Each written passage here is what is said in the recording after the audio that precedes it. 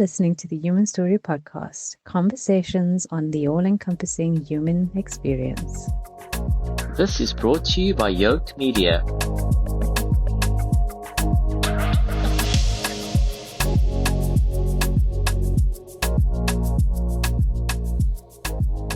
Welcome to this podcast. Hi, I'm Lincoln.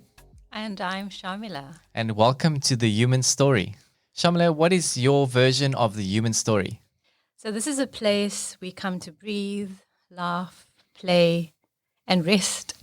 And from this place to reconsider our human being.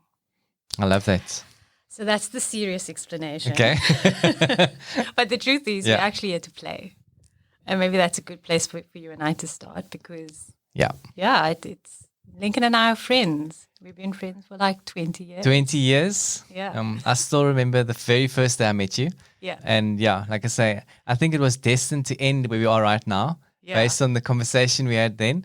And we'll share a bit of that. But you're right. It's been a combination of 20 years, a lot of growth, a lot of experiences, a lot of coffee dates. Very much. But it's always been also a friendship that has endured, like I say, almost 20 years. Mm-hmm. But there's been much growth and reflection offered by you as an individual. So that is something that I guess in the podcast as well we'll share with listeners, because we want to take them on a journey, that hopefully some of or most of the content can actually resonate with them. Absolutely. And I think I actually spoke to my therapist. I do have a therapist. Good. And I'll tell you a little bit more about what I do. Yeah. But in my field, we're encouraged to be in either a form of therapy or supervision.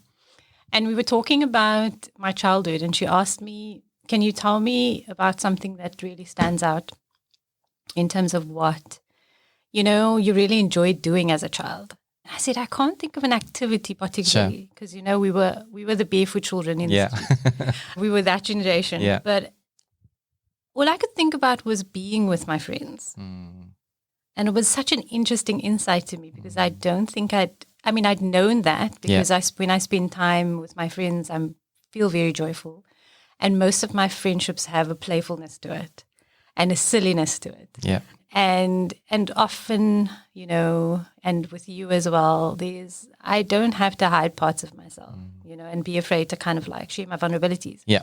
But that was a good insight because it made me think of this. It made me think of we want to have these conversations that are psychospiritual in nature, very much connected to the essence of our humanity, all of the things that we share, even though our lives look different from each other. But being able to have these conversations. And I think over the years on those coffee dates and our lunch dates, we have had those conversations. We've had 20 years of conversations. And every single one has been different. Yeah. Just like every one of these episodes will probably be different. Sure. Because it won't just be our voices. Yes. So everybody knows. True. Yeah. Yeah, I completely, everything you said, I can agree with. It's literally been the same for me. Those conversations have always added value to me as an individual. And I've always felt very light walking away from those conversations. I know you speak about it often, we speak about it. That, you have interactions in life, whether it's in a workspace or, with friends at times, and you can kind of leave there feeling drained. So the important part for me is, like you say, choosing your friends wisely to add value. And I really trust that, as we have kind of grown in our self-development as human beings, that this can be a space where the same can be offered back to listeners. Because, I've always found myself to be behind the scenes. So kind of being vulnerable to put this out is not a familiar space for me. Yeah. But I also realize that, we don't stay the same as individuals. So our experiences get us to a point where we actually, we choose to look at things a bit differently and offer back. And I'm really grateful for those experiences that I've had. I think everything up in my life up until now has brought me to this point. And I really trust that as you and I have fun on this podcast and just chat about various things that we've shared, and obviously speak to other voices too, that we can really be a reflection to others and go, hey, I can relate to that in some way, or it can spark a thought for you to look into that and possibly say, I like this, and I'd like to obviously also explore this a bit more. And I think That's the important part for me, that we have general conversations about topics and it can really spur on someone to literally kind of just look into their own life and go like, hey, I really like that. I didn't think about that. So that for me is the essence of what I really like to achieve.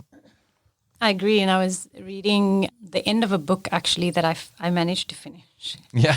Because I read multiple books at a time. Wow. In this age, that's quite unique. Well done. It is.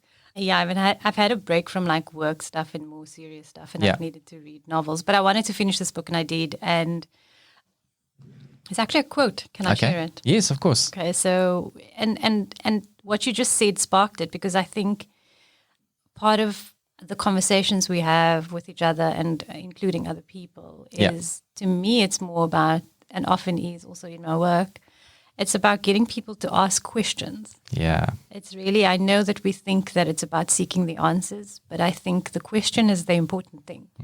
You know, a question that kind of leads you down a path, you know, of exploring something or exploring a thought or an emotion or something like that. But this is the quote, and it's by Rilke, which is, you know, incredible. Yeah. It says, be patient toward all that is unresolved in your heart and try to love the questions themselves. Do not seek the answers which cannot be given to you because you would not be able to live them. Live everything. Sure. Live the questions now. Perhaps you will, then gradually, without noticing it, live along some distant day into the answer. Wow. Yeah. Yeah. That's beautiful and deep. It is. It is. I mean, we won't unpack it. Yeah. Because it take a while. Okay. But yeah, I mean, and that's the thing. I feel like to stop and go, okay, where did that take you? Like, tell me where that took you. Yeah. You know, was there a question that came with that? And yeah, I think there's almost a presence we have to almost learn to cultivate. Yes. With the questions we have, that's not necessarily going to be resolved immediately. Yes. You know, that's very much a human thing. We Sure. want that, like, give me the answer now. Yes. Yeah. And we all know, well, I will talk about this another time, Sure. but it's really just about us wanting to kind of calm that anxiety, Yeah. you know, of what the question brought up. Yeah. I love that. For you. I think also the one thing I wanted to just touch on what you mentioned is the whole part of, like, you know, kind of societal norms at the moment, like instant gratification. Yeah. So it stems to kind of the quote in what you were saying. Yeah. We seem to want the answers now. I don't know if our anxiety is heightened in the state that we live in and in life at the moment, and all the noise and expectations on people. And I'm sure you can speak about that, you know, as we go along in this podcast series, because obviously it's some of the work that you do. But for me, just as an individual, I think if the expectations on me as an individual, I think there's some spaces I go like, I can be present, whatever, but I catch myself at times making choices I don't necessarily actively want to make, but because of pressures and stuff I do.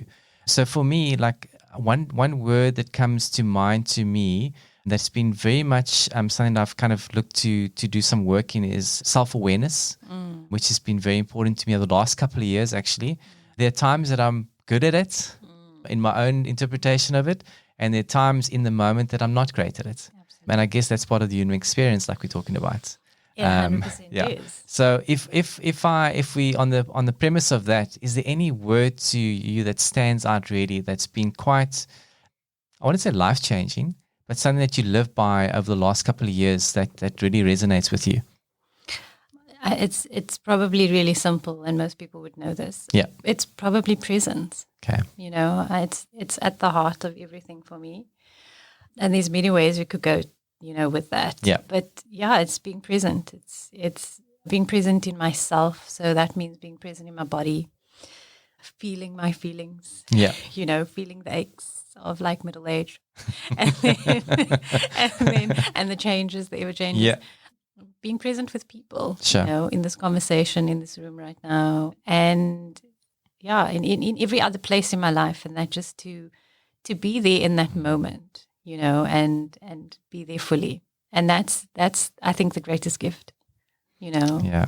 Yeah. So presence for me, and I hope that that's something that can come through as we continue our conversations, you know, is to talk about what are the different iterations of presence. You know? Yeah. That's definitely something that I would like for us to discuss more, because I think it's a whole topic on its own. Yeah. But I love that. And I think something that's really stood out for me, like you say, always kind of someone being behind the scenes the last couple of years, it's kind of like a little bit of courage. The word courage comes up. Putting yourself in spaces that you're not comfortable, not knowing the outcome, but still being brave enough to do that at times. And it's super uncomfortable at times. Man, I'm sure you've got your own experiences, but for me, that has been the biggest lesson. Go like, it's not as bad as I thought it was.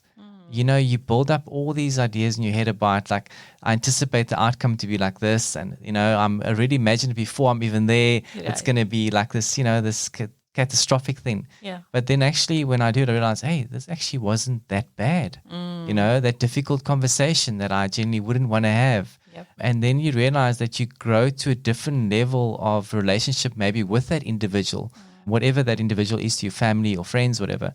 So when you're brave enough to go like trust that gut feeling and willing to go into those spaces, there's actually some growth that can happen for people. So yeah, that's another thing for me. Courage has really been quite relevant. Yeah, I think.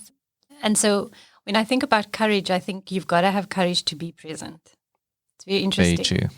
Because the next word that comes to mind for me is curiosity. Yes. And it also requires courage to be curious, because you kind of, okay, if I explore this, like we were talking about the question, being able to just be present with the question and not seek the answer immediately. Yeah. It takes courage to do that, to be like, okay, I'm going to allow my head to go there, to that place that could be scary or vulnerable. Yeah. And it's the same with presence, because in truth, what it means is I accept reality exactly as it is. Exactly as it is. Everything I'm feeling, everything I'm sensing, that stomach ache, that tightness of my chest, that look I got from the person, or they, sensing their emotion. Sure. I'm present with it. And so all of these things require courage, So they all really, I think, kind of link, have this relationship with each other. I love that. That's quite interesting. That's something that we should also look at. But I love the interrelation part that you're saying, how they're all connected in some other way. And isn't that true of human beings? How we built for love and connection. Yeah. And I really hope that this podcast will be something that shines through. I know we live in a society where it's kind of very much about me. Yeah. And the funny part about that is like chasing a hamster wheel. Because you never quite get to that part where I find me.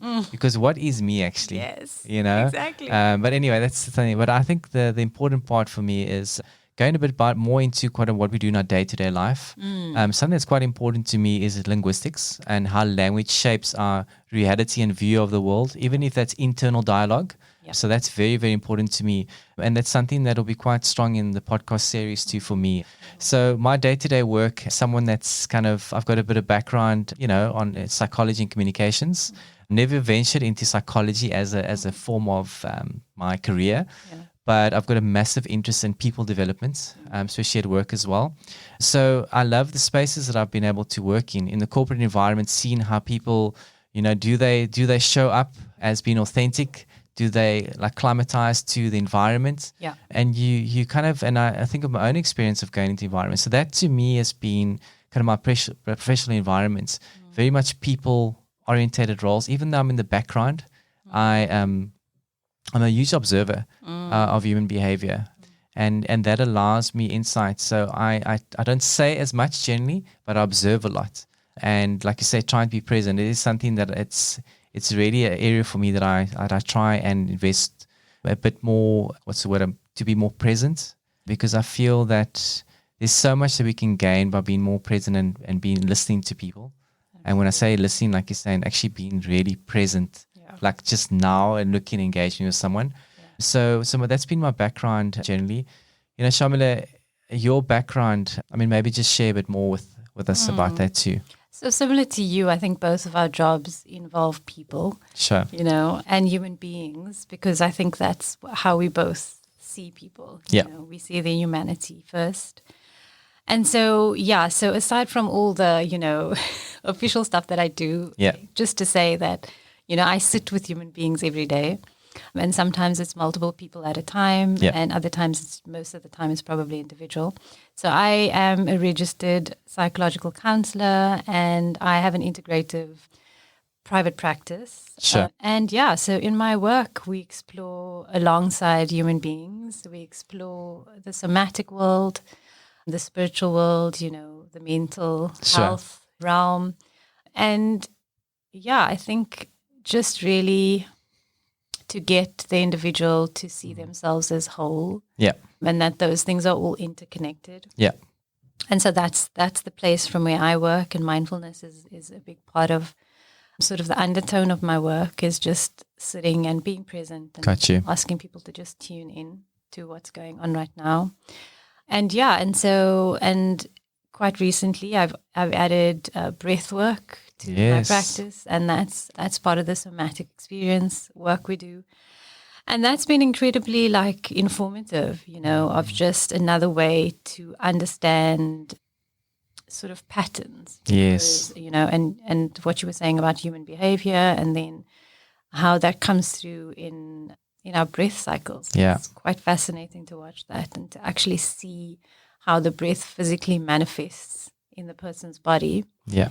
and note kind of, what is the emotional Got you. parallel to this, or what are we working with? And yeah, and so I do that, and I do some energy work as well with clients. And so it's really just about engaging with that multidimensionality Yes. that I spoke about in the intro, and I think just helping people understand, and I think almost just be at peace with that's exactly what the human journey is. And just before we jumped on, we were talking about the evolution of life. Yeah. And you were saying about kind of coming from the background into the foreground now, Yeah. and being actively a part of this conversation. And that's it. And so I often just say I feel like I facilitate processes, Okay. Ask the right questions. Yeah, and that's honestly how I see it, because I feel like I do have a role to play, but Yeah. I often want to give back the kind of the power to the individual in front of me. And if any of them are listening, they'll know what I'm talking about. Yeah. Because some of them will come be like, I need today for you to tell me what to do. And I'm like, has it ever worked like that? Yeah. Yeah. But I get it. Yeah. Because we just feel like, please just give me something that I can do Yes. that's different, or I feel afraid, or I feel Sure. panicked. And we work with that. But yeah, there's this evolution happening, with humanity, and we are in changing times. Yeah. Like hugely changing times and Sure. shifting, currents in the world. And I think that's hopeful Yeah. for the most part. Sure. I know it's very, very difficult Yeah. to watch what's happening, but yeah, there's a hope, and so I'm often, I feel, on the side of that. Sure. The optimistic. Yes. I'm connected to the optimistic, the hope in the human being, as Yeah. opposed to the fears and the stuff that get us to, I think, almost contract Yes. and withdraw. Sure. Yeah. Yeah. I love that. I can completely resonate with that. Like you're saying, there's nothing better than hope, really. I mean, yes. it keeps us going. We're looking forward to something, being hopeful. Yeah, I particularly love, something I read. There's a book that I read recently by someone. We'll get into it. I'm not going to discuss too much about that, but I think it's about him saying that, like, at a stage, you're saying, like, someone, give me the answer today, like, help me. Where he literally says about, just take the courage to, if you say to yourself, for instance, I'm not going to go to gym today if I don't go for an hour. He says it's not an all or nothing perfection thing, because perfection doesn't exist, right? He's saying, why don't you just go, if I only have 10 minutes today, let me do the 10 minutes today, because then it's building up momentum, and also it gets your brain into a way of thinking as well. So I think that has been something that I've realized, like, coming from kind of my family scenario and background, it's always been about perfection and kind of showing certain things about yourself. And that's been a real struggle for me through my whole journey of life. So trying to realize, like, unlearning things and going through that process, for me, it's quite daunting at times because it's been your reality for so long, and you like, it's second nature, like your habits and stuff. Can't imagine life without that. You can't. It's kind of like some safety net for you too, and I'm sure you can explain a bit more about that. But for me, that's why I say I think the biggest thing that I've had to learn recently over the last couple of years is unlearning many things that I've been learning, or that I've kind of been taught my whole life. And it's been a good journey, and I don't think it's a journey that ever ends. It doesn't end. So I think the biggest thing I want to really reiterate is to say that if you come into here to look for instant answers, you're not going to find them here. You're not going to find it. I mean, if it took us 20 years, Shaamiela and I, to get to this point, nothing's going to come easy. It's still going. And still going. And still being fascinated with like, what? I've never had that thought, or, I've never put that together. Yeah, and we had an interesting conversation prior to actually going, in this podcast today. But it just shows you that, we are really here for the journey along with people. And like I said, hopefully Shaamiela said, it can provoke some question that takes you down a path to really help you on your journey. But Shaamiela, I think that's something that's us, like for me, it's unlearning a lot of things that I've learned, and really like just finding renewal in certain spaces. Like, like joy. We were speaking about joy early on. Yeah. And what that actually means, like I think in its simplistic form, you think it's a very simple, like, I must be happy, man. I must just be happy. But maybe you just want to share a bit more about joy, because you had quite an interesting take on it when you spoke about this before the podcast. I wish I remembered. I always say this to people. They'll go, "What did you say?" I'm like, I don't know. Once it's quite out, profound. I mean, once it's out, it's it's not going to come back the same way. But I guess if I connect to the essence of it, we were probably talking along the lines of that joy is probably the most vulnerable experience to have, emotion to experience. Right. Because we do the whole, and we were both sharing stories around how we do the whole foreboding. Like I'm in a joyful moment, and then immediately there's a thought that enters that goes, what if this is taken from me? Or what if this ends? Or and so again, I guess it just brings me back to my answer often feels like the answer's in presence. Being in the joy and just feeling the sensations in the body and feeling that moment completely. But the things that give us joy, and to, I guess, make space for that. Make space for more of that joy. What do you think? No, I agree. I joy I found in a situation this week, actually, I guess I would kind of define as something that's not a comfortable space for me, having to have difficult conversations with people. I mean, you've known me for 20 odd years. Yes. So, it was something that I particularly wasn't looking forward to. Yes. And I guess no one really does in a way, but you realize that, I was speaking to Shaamiela and I was just telling her, like, you realize that it's not quite as bad as you anticipate it to be once you're done with it. And it actually brings you a lot of joy afterwards to go like, hey, I didn't quite know how this was going to go, but it turned out a lot better than I thought, actually. Yep. And that to me is great, because joy could mean many different things in different contexts. So, I think that's quite important as well.